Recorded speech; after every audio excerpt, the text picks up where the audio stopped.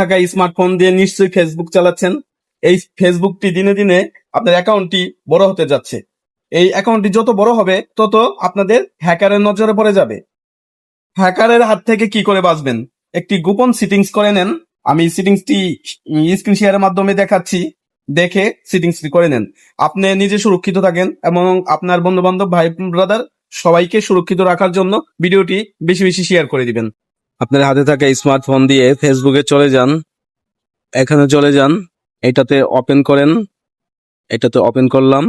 তারপরে সেটিংসে চলে যান, সেটিংসে অন করেন সেটিংসে গিয়ে আপনি দেখতে পাচ্ছেন পাসওয়ার্ড অ্যান্ড সিকিউরিটি।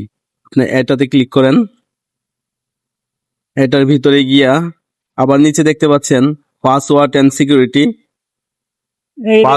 সিকিউরিটিতে চলে যান।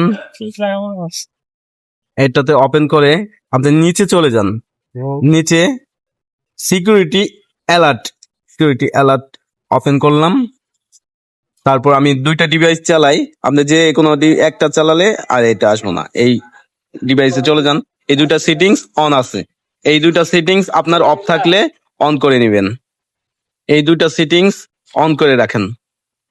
অন করে নিলে আপনার কি হবে, কোনো হ্যাকার যদি আপনার অ্যাকাউন্টে কোনো কিছু করতে যায়, আপনার একটা নোটিফিকেশন চলে আসবে, তখন আপনি সতর্ক হয়ে যেতে পারবেন।